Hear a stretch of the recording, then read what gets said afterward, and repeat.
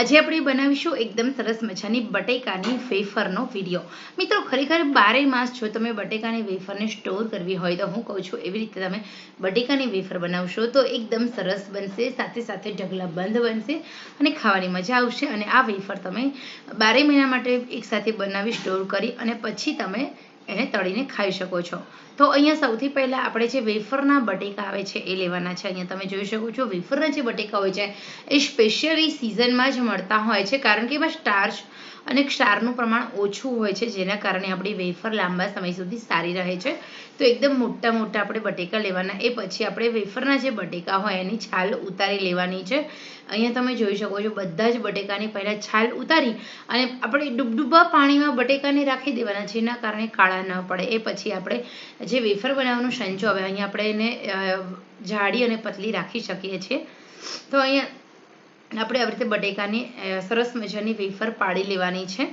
તમે જોઈ શકો છો એકદમ સરસ મજાની આપણી જે વેફર હોય છે પડી રહી છે। આવી જ રીતે આપણે બટેકાની વેફર એકદમ સરસ રીતે પાડીશું અને પછી આપણે પહેલાં બધા જ બટેકા હોય છે એની આપણે વેફર થોડી થોડી પાડતું જવાનું છે અને પછી જે વેફર આપણે પાડેલી હોય એને આપણે ડૂબડૂબા પાણીમાં રાખી અને 2 થી 3 પાણીથી ધોઈ લેવાની છે, કારણ કે બટેકાને તમે અલગ અલગ પાણીથી ધોશો। આવી રીતે એની વેફર બની ગઈ તો હવે આ જે વેફર છે એને હું પાણીમાં ઉમેરી દઈશ અને પછી બીજું બટેકું લઈશ। એવી રીતે જે મેં બટેકા લીધા છે 5 કિલો 10 કિલો એ બધા જ બટેકાને આવી રીતે પહેલાં વેફર બનાવી લઈશ। તો આ જે પ્રોસેસ છે ફરજિયાત કરવાની। હવે બધી છે વેફર બની ગઈ અને અહીંયા હું શું કરું છું કે વેફર બનાવતી જાઉં છું, પાણીમાં એડ કરતી જાઉં છું અને વળી છાલ ઉતારેલા બટેકા લેતી જાઉં છું, જેના કારણે આપણું બંને કામ થાય। આ બાજુ તમારા બટેકા ઓછા થઈ જશે ને આ બાજુ તમારી બટેકાની વેફર વધતી જશે। તો અહીંયા અમે આવી રીતે 2 થી 3 વાસણમાં પાણી ભરીને રાખી દીધું છે। તમે અહીંયા અત્યારે તમે જુઓ તો મેં અલગ અલગ રીતે 3 પાણી લીધા છે। આપણે બધી ચિપ્સ પાડી લીધી છે અને 3 પાણીમાં આપણે ચિપ્સને આવી રીતે સારી રીતે જે બટેકાની વેફર હોય એને ધોવાની છે। ધોવી ખૂબ જરૂરી છે, કારણ કે જે સ્ટાર્ચ હોય છે, જે ક્ષાર હોય છે બટેકાનું, એ છે ને પાણીમાં રહી જશે અને આપણી જે ચિપ્સ હોય છે બહુ જ સરસ મજાની યમી અને ક્રિસ્પી બનશે। તો અહીંયા આપણે આવી રીતે 3-4 પાણીથી ધોઈ લેવાની છે, જેના કારણે જે તમારી વેફર હોય છે એ તમારી વેફર ખૂબ સરસ બને। અહીંયા તમારે ફટકડી નહીં એડ કરો ને તો પણ તમારી વેફર એકદમ વ્હાઈટ બનશે, કારણ કે તમે ઘણા બધા પાણીથી વેફરને ધોવો છો। અને હજી હું જ્યારે પણ વેફરને બાફીશ ત્યારે ચોથા પાણીથી પણ ધોઈશ। તો આવી રીતે આપણે અલગ અલગ 4 પાણીથી તમે વેફરને ધોવાની છે। અહીં હું તમને બતાવીશ કે જ્યારે પણ હું આજે પાણીમાં વેફરને ધોઉં છું ત્યારે એન્ડ ટાઈમ જે લાસ્ટ ટાઈમ હોય ત્યારે પાણી એકદમ કાચ જેવું રહે, એકદમ ચોખ્ખું રહે, બસ એ પછી જ તમારે વેફરને બાફવાની છે। તો આ જે પ્રોસેસ છે ખાસ ધ્યાન રાખવાની, કારણ કે આ પ્રોસેસની મદદથી તમે તમારી જે બટેકાની વેફર છે એને 12 મહિના માટે એકદમ સરસ રીતે બનાવી શકો છો, એકદમ સારી રાખી શકો છો। તો અહીંયા તમને બતાવું તો પહેલું પાણી જો, બીજું પાણી જો અને ત્રીજું પાણી જો, 3 પાણીમાં ઘણો બધો ફરક છે। તો આ જે પાણી હતું એને પણ આપણે સારી રીતે વેફર અહીંયા આપણે એકદમ સરસ ધોવાઈ ગઈ છે, પાણી એકદમ ચોખ્ખું જ રહ્યું છે। તમે અહીંયા જોઈ શકો છો બટેકા બિલકુલ કાળા પણ નથી પડ્યા, ઉલટાનું બટેકાનું જે સ્ટાર્ચ અને ક્ષારનો હતો ભારે નીકળી ગયો છે। ઓકે, તો હવે અહીંયા આપણે બાફીશું। પાણી આખું તપેલું ભરીને લેવાનું છે, એની અંદર નમક અને એક ફટકડીનો ગાંગડો લેવાનો છે। ફટકડીના ગાંગડાને 3 થી 4 વાર એ પાણીમાં ફેરવી દેવાનું છે, જેના કારણે જ્યારે પણ આપણી વેફર બનશે ને ત્યારે જે વેફર જે વધારાનો ક્ષાર હોય છે નીકળી જાય છે અને ફટકડી એડ કરવાથી વેફર એકદમ સરસ મજાની સરસ તળાઈ જાય છે। હવે પાણી ઉકળે એટલે આપણે એની અંદર વેફરને ઉમેરી દેવાની છે અને આશરે એકદમ સ્લો ટુ મીડિયમ આંચ છે ધીમી ધીમી ચડવા દેવાની છે। તમારી જે વેફર હોય છે એ તળો અને પછી તમે ખાઓ ત્યારે એકદમ પહોંચી રહે, તમે તળો ત્યારે જાડી થઈ જાય અને વળી ખાવામાં પહોંચી રહે। તો તમારે આ વેફરને અધકચરી નથી તમારે ચડવા દેવાની, તમારે વેફરને થોડી 80% સુધી ચડવા દેવાની છે, પાણીમાં વરાળે બાફવાની છે। એ બાફેલી વેફર સુકાય એનો ટેસ્ટ ખૂબ સારો આવતો હોય છે અને અધકચરી વેફર સુકાય એના ટેસ્ટમાં પણ ઘણો બધો ફરક પડતો હોય છે। તો અહીંયા આપણે વેફરને સારી રીતે બાફી લઈશું। તો જેટલી પણ વેફર આપણે બનાવીને રાખી દીધી છે એ બધી જ વેફરને આપણે સારી રીતે બાફવાની છે। આ જે વેફર હોય છે એ બાફવાની જે રીત છે એ જ સૌથી અગત્યની છે।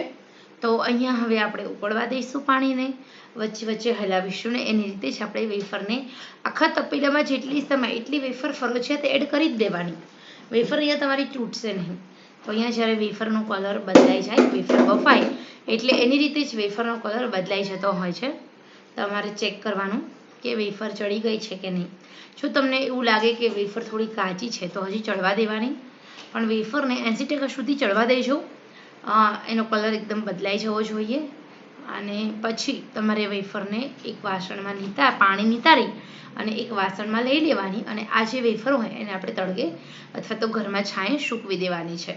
તો ખરેખર આ જે વેફર સુકાય છે એ પછી તમે 12 મહિના માટે એને એરટાઇટ કન્ટેનરમાં પ્લાસ્ટિકમાં ભરી દો, જેના કારણે હવેનો ભેજ ન લાગે. અને હવે આપણે એ જ પાણીમાં પછી વેફર બાફતા જઈશું. જો તમે એકસાથે 15 થી 20 કિલોની વેફર કરતા હોય તો 4 થી 5 ખાણા આવી રીતે વેફરના બાફ્યા પછી ફરી થોડું પાણી એડ કરજો, એટલે વેફરનું જે મીઠાનું પ્રમાણ હોય એ જળવાઈ રહે. હવે અહીંયા અમે ફળિયાની અંદર તડકો નથી અને છાંયો પણ નથી એવું વાતાવરણ છે, એમાં હું સૂકવી દઉં છું એ બધી જ વેફર હોય એને. તો આપણે દરેકે દરેક વેફરને આવી રીતે છૂટી છૂટી સૂકવી દેવાની છે. તમે પંખા નીચે પણ સૂકવી શકો છો અને જ્યાં બહુ વધારે તડકો ન આવતો હોય ત્યાં પણ સૂકવી શકો છો અને તડકે પણ સૂકવી શકો છો. તો અહીંયા હવે આપણી જે વેફર હોય છે એ 2 થી 3 કલાકમાં એકદમ સરસ સુકાઈ જશે જો પવન સારો આવતો હશે તો, કારણ કે આ વેફર એકદમ પાતળી હોય અને સુકાઈ પણ ફટાફટ જતી હોય છે.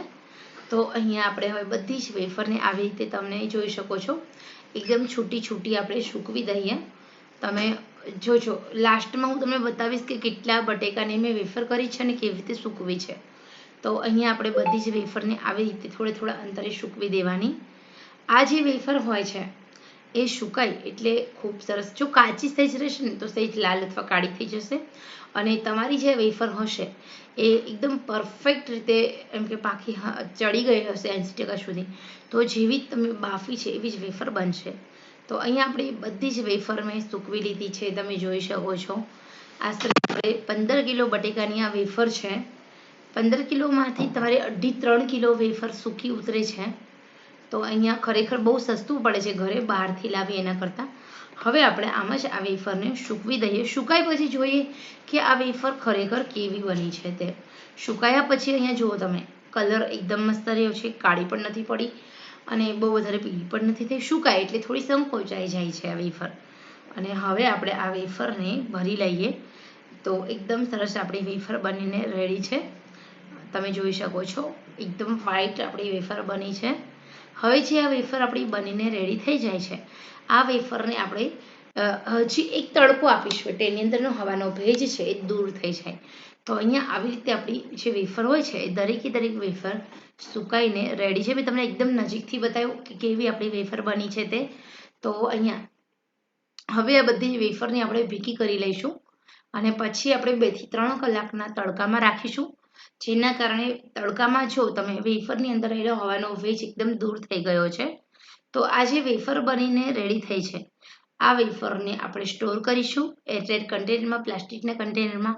આખા વર્ષ માટે 2.5-3 કિલોની વેફર બનીને અહીંયા રેડી થઈ ગઈ છે. આપણે ટોટલ બટેકા 15 કિલો હતા. આવી જ રીતે તમે આ વેફર